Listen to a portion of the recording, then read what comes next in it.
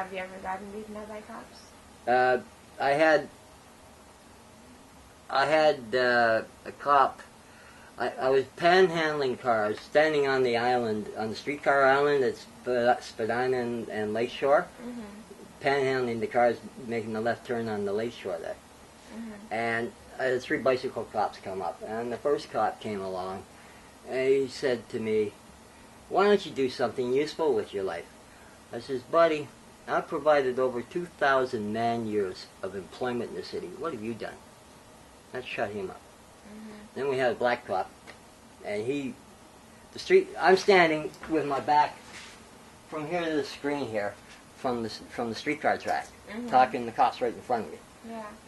The streetcar starts to come along, and the cop says, "I'm going to throw you in front of the streetcar." Wow. And I just grabbed him. I said, "Go ahead, motherfucker, I'll take you with me." And I started backing over the streetcar. Scared the crap out of him. And I'd have pulled him right in front of the streetcar because I didn't care. Yeah. You know, like, what do I got to lose? This life? Come on. What do I care? But I'm not going to let you take me down. I'll take you down. Yeah. You know? So, the third cop, come on, let's go over to the sidewalk and talk. We go over to the sidewalk and talk for 5 minutes. And he goes to shake my hand and he palms a toonie to me. He doesn't want his partners to see that he gave me money. Yeah. He doesn't even write a ticket. Good cop, bad cop, huh? And he says to the other 2, he says, "Come on over, guys, we're leaving." So they come over, and the 3 of them are standing like, we're all just like this far apart. And I said, "Buddy, you're okay. But your 2 partners are assholes. I don't know how you can stand working with them all day."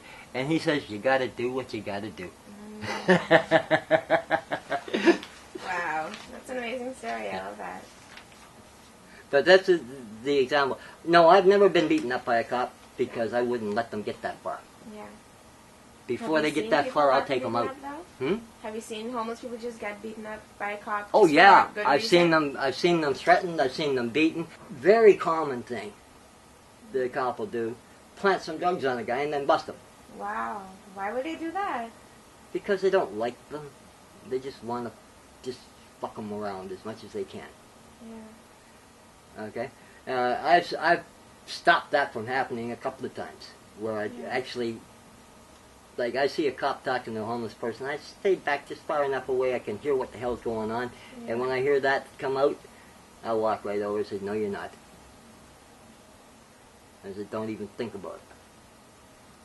I don't back down from no cops, man. When they start acting that kind of crap, I stand up for anybody out there. So it's just for fun they would do that? Just plant drugs in them and bust them after to make themselves look good? Yeah, because, see, what happens is, these cops, there's 2 kinds of cops out there. There's the good cop and the bad cop.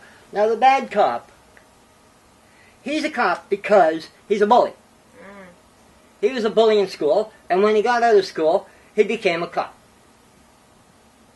Now, that kind of guy, he likes to bully, and he likes to make people, "Oh, please don't hurt me."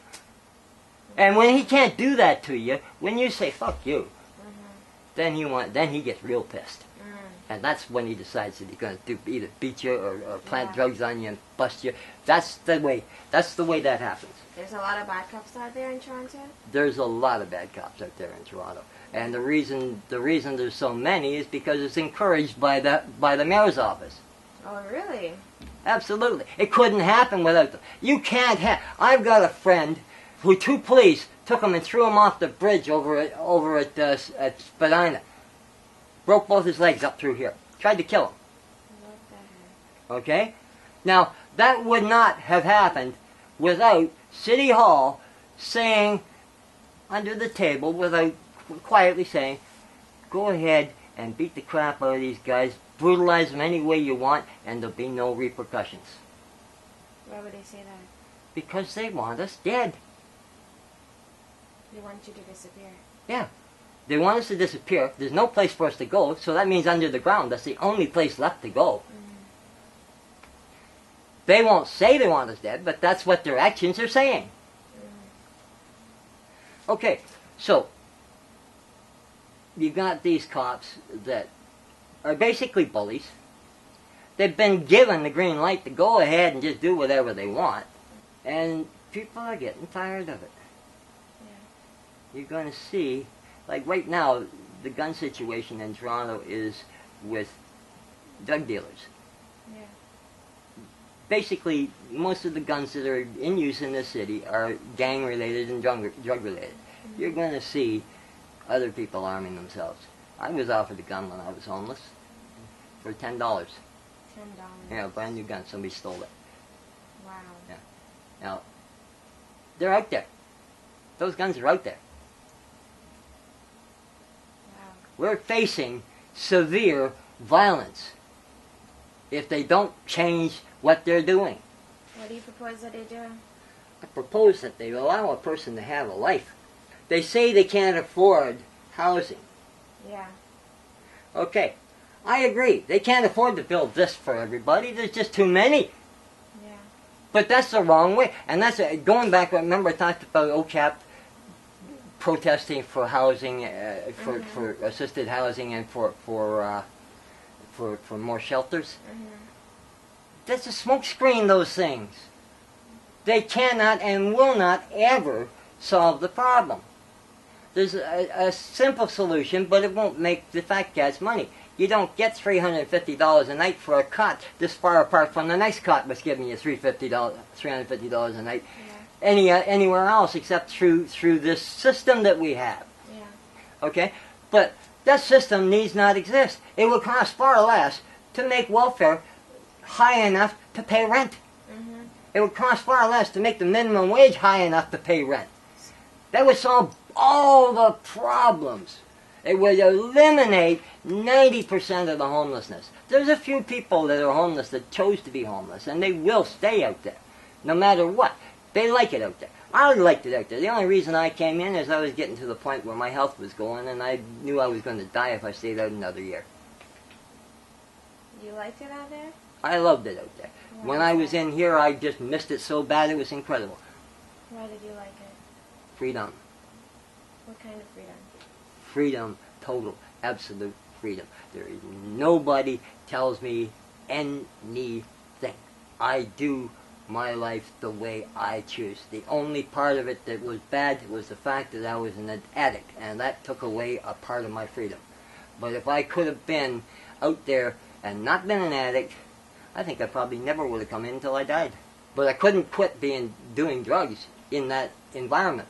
I had to get off the street in order to quit doing drugs. And I had to, see, here's a vicious circle.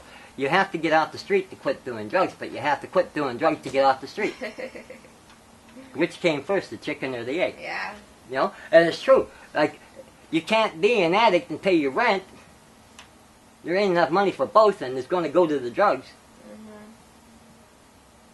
You can't stop being an addict when everybody around you is an addict. Like, how would you have survived if you continued living on the streets? I was 90 pounds. I'd have been dead within a year. Because you said you like living there. If you weren't an addict and you were just living on the streets, and there you can't panhandle anymore, and there's all this violence. Yeah. Did you see the picture of my shack that I lived in? Yeah, I did. I was as comfortable there as the house I grew up in. Mm. The house I grew up in had no more comfort than that place. I had heat, I had light, I had sliding glass window, I had a reclining chair on the roof deck, I had a barbecue, I had a garden. I had it made until they bulldozed it. Yeah. You know, but I was there for over 2 years before they found me. Yeah. I was well hidden. Yeah. I was living good.